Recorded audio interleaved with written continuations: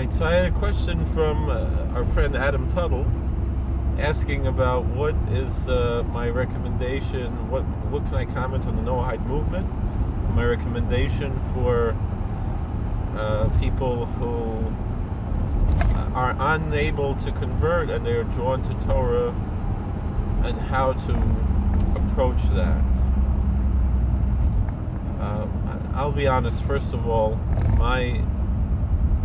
what I was taught in yeshiva by my Rosh Yeshiva, who, I don't think he's embarrassed to say this, Harav Moshe Lazarus Shlita, a tremendous dayan, a posek, a tremendous Talmud Chochem, a yid who finishes Shas, I think twice a year.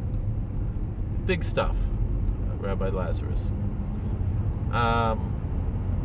He told us that his opinion is that if someone believes in Torah, they should do everything they can to convert to Judaism, because it would be in their benefit to fully convert, and there's really no point in having a Noahide movement the way that Lubavitch has pushed.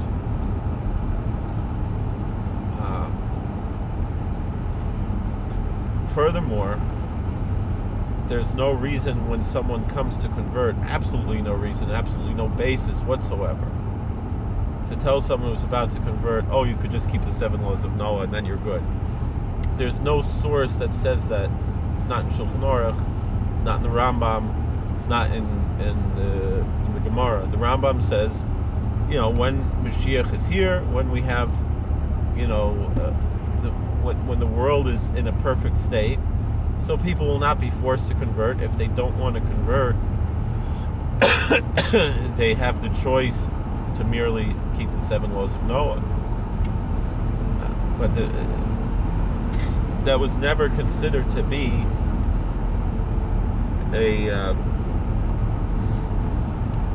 an ideal, in Judaism, that it's good enough to keep the 7 laws of Noah. We recognize that we live in a world where many different religions exist, and we interact with people of other religions. We believe that our religion is true, and we also believe that other religions contain falsehoods, and therefore a little bit of falsehood, according to a lot of teachers, is totally false. If you tell a 99% truth with a 1% lie, it's still really essentially 100% lie. But with that being said, we have a value of living in peace and being respectful and trying to focus on the positive. The fact of the matter is, every religion has a lot of good, and the way I've heard it from one of my favorite teachers of a different religion was Bishop Fulton Sheen. He said that he believes his religion has 100% of the pie, but all the other religions have at least a piece of the pie, maybe even 99% of the pie. Just he believes his has the 100%. And the truth is, to a certain extent, within our tradition, this is what the context actually is of what I'm going to quote. The Satmar Rebbe used to say, all the Rebbes think everyone else is wrong and only they're right, and he agrees everyone else is wrong, but he's also wrong. That's when it comes to personal views and so forth. When it comes to the Torah is 100% true. But there's a lot of things that are tacked on to the Jewish community that are not authentically Torah and Judaism, including within the Orthodox community. And that's kind of the statement that the Satmar Rebbe was saying there. Nothing about Judaism, about Torah, but about some of the things that are tacked on. A lot of it, which might be very nice things and good things, but it's not it shouldn't be taken in a dogmatic way, which is how many Hasidim, when they hear the Rebbe says something, it's like it's written in the Bible. and it ain't, it ain't necessarily so, you know.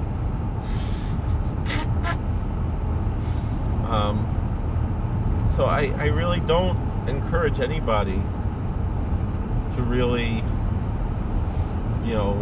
I don't think it's healthy, this Noahide movement that we have today. Carl Jung spoke about, trying to put on a mantle that's not your own. It's one thing to learn about other religions and cultures and traditions and philosophies, but you got to know what's yours and what's not yours. Now, if you convert to Judaism, then it's yours, because then you're a Jew. But if you're only going to, do this, you're going to grab onto things that really the Talmud was talking about in a theoretical sense, and not really in a practical sense, and make a whole religion out of it. Just stick with the religion you have already. What are you going to wind up, living with? There's not unless you live somewhere where there is like an organized Noahide community that's like a church or something, and then but if you're going to get up and move anyway, you're going to move to one of these communities that have a quote unquote, I'll use the word church, for Noahides, which there are very, very few. So you're gonna go and move there. So why don't you already, if you're gonna do that, you move somewhere where there's an Orthodox shul and you convert fully. So you want to make your own, right? If you're successful and you can convince people and you can proselytize and convince people to join something that like this. All right. If you have the energy and the charisma and the talent to do something like that, go ahead. I mean, I have a hard time, getting people to come to the synagogue, Jewish people. You really, but they know they're Jews and they know what Judaism is, and they're not interested, and it's a schlep and they don't want to go, and this and that, and they have all kinds of excuses and they have other things to do. But so you're going to convince somebody to join something that most people never even heard of. The truth is you're probably going to be just better off. If the Unitarians weren't so leftist, if they were merely liberal without being leftist, like how Dennis Prager makes the distinction between the leftists and the liberals. If there was some Universalist church or Unitarian church or something like that that you could join, just to have that structure in your life, and you live as a Noahide, I wouldn't see an issue in that, but really, I'll be honest, you probably, and again, if the Reform and conservative Jews weren't so leftist, I would say maybe not Reform because it's heretical, but I would say if all you have in your community is a conservative synagogue, and you can, and I know I'm going to face flack for saying that, but it's true, and you can convert with them, and then maybe later you convert Orthodox, and you have fellowship there. But the problem there is that you're probably going to be fed leftist politics, and there's at least a chance that you're going to be fed heresy, because there are a lot of heretics among the conservative rabbinate, and there are some good pious Jews among them as well, and you got to know what, if you're living in a community, let's say where it's a conservative shul with an Orthodox rabbi, or a conservadox shul, even if it's egalitarian, I don't think egalitarian is really that big of an issue, even though the traditional made it that was their their wedge issue, and it really shouldn't have been. What should have been is Torah min Hashamayim, is Torah from heaven, things like that. And that's all you have, and you don't have an Orthodox synagogue.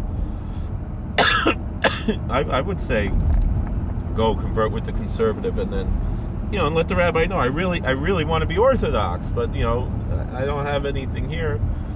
I don't have that opportunity here. Or even, again, the way like some of my friends recommend is convert with an independent conversion that might not be recognized by anybody, and maybe start your own little community. The only problem with that is that I've encountered people that do that, and then they go outside of their community and start doing conversions, and it just makes a mess, and that really should not be done. Meaning,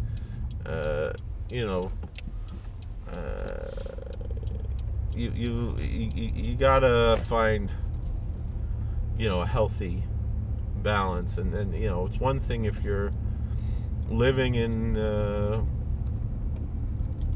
middle of nowhere, you open your own synagogue, and even, yes, you maybe convert people locally, but then to go and get somebody from Louisiana and bring them to mikveh in Texas, and you yourself are a convert that nobody recognizes, and then you're going to go and bring 2 other people that you converted to do a conversion, that's just stupid.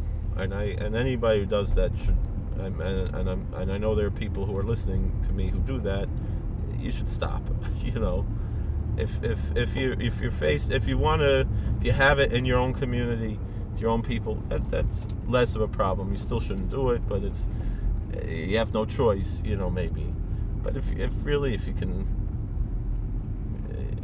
come to me or bring me there, or we figure out something that it'll be a little bit more, or someone else who's open-minded, who's other people who will do it also, and we could work it out, but not to be schlepping around and doing it. It's all these things, it's very difficult, but if you're dedicated, that you want to live the Noahide life, and that's all, and that's all you want, and you want to, I don't think I should be making a video just to tell you what to do.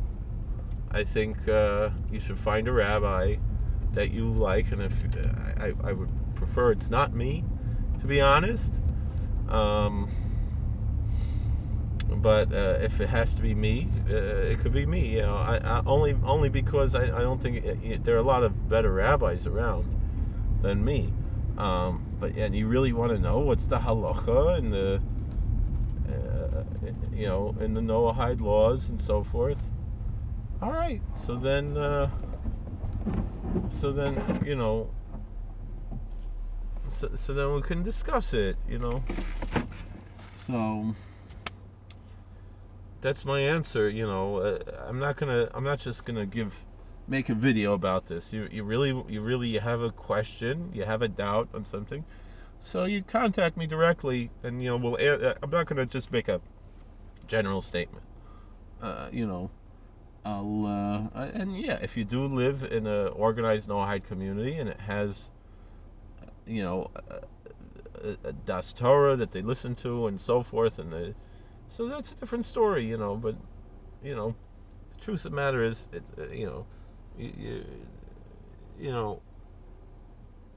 living your life as a church-going Christian Muslim who's prays 5 times a day, it's just as good. There's really no, all right, so you came to the conclusion that the Torah is true, and that these religions are false, but you don't want to. Why don't you want to convert?